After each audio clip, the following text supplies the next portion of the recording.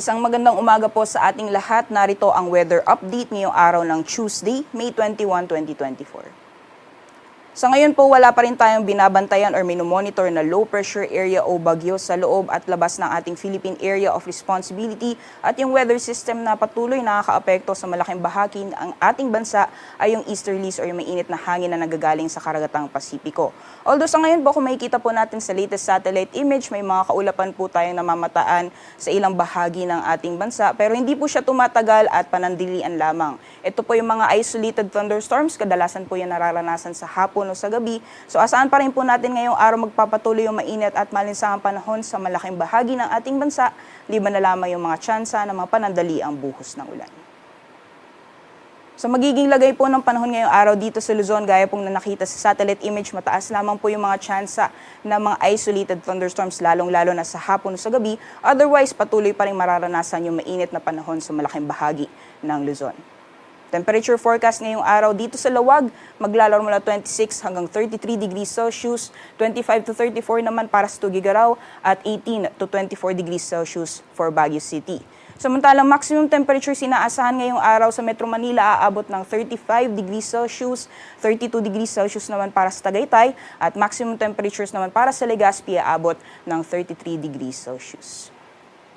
Gayon din inaasahan nating lagay ng panahon sa nalalabing bahagi ng ating bansa. Patuloy pa rin mararanasan ng mainit at malinsangang panahon, lalong-lalo na pagdating ng tanghali at may mga tsansa din ng mga isolated thunderstorms, lalong-lalo na sa hapon o sa gabi.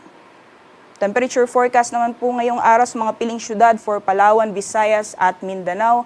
Calayan Islands at Iloilo, maximum temperatures po natin naabot ng 34 degrees Celsius. Samantalang dito sa Puerto Princesa, Cebu at Tacloban naabot naman ng 33 degrees Celsius. Gayon din sa mga piling syudad dito sa Mindanao, aabot pa rin ng 33 degrees Celsius para sa Zamboanga, Cagayan de Oro at Metro Davao. So yung mga thunderstorm advisory po natin, pwede po yung mamonitor sa pamamagitan ng ating mga social media accounts. Sa kalagayan po ng ating karagatan, wala pa rin po tayong gale warning sa ngayon, kaya malaya pa rin makakapalaot yung ating mga kababayan na may mga maliit na sasakyang pandagat. At sa mga susunod na araw hanggang sa darating na Biyernes, malaking bahagi pa rin po ng Luzon makakaranas ng mainit at malinsangang panahon.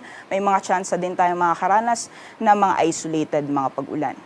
Temperature forecast for Metro Manila sa darating na Wednesday hanggang Friday, maglalaro mula 25 hanggang 35 degrees Celsius, 17 to 25 para sa Baguio City at 27 to 34 degrees Celsius naman para sa Legazpi City. So magiging lagay naman po ng panahon sa mga piling syudad dito sa Visayas. For Metro Cebu, Iloilo at Tacloban, inaasahan po natin fair weather conditions or generally fair weather conditions pa rin po tayo from Wednesday until Thursday. Pero pagdating po ng Friday, may chance po makakaranas tayo ng mga kalat-kalat mga pagulan, pagkidlat at pagkulog sa Metro Cebu at Tacloban. Sa ngayon po, yung mga pag-ulan na mararanasan sa Biyernes ay hindi po inaalis yung possibility na dulot ito ng isang low pressure area. Pero sa ngayon po, dahil wala pa rin tayong binabantayan na LPA, ay mataas pa rin po yung possibility na magbago yung scenario sa mga susunod na araw. Kaya continuous pa rin po yung monitoring natin, magantabay lamang po sa updates na ilalabas ng Pag-asa. Sa mga piling syudad naman po dito sa Mindanao, patuloy pa rin mararanasan ang mainit at malinsangang panahon. May mga chance din ng mga isolated mga pag-ulan. Temperature forecast for Metro Davao, maglalaro mula 25 hanggang 34 degrees Celsius, 25 to 33 naman para sa Cagayan de Oro, at para sa Zamboanga, maglalaro mula 26 hanggang 34 degrees Celsius. Ngayong umaga, si Haring Araw ay sisikat ng 5:27 a.m. at lulubog mayroong 6:19 p.m.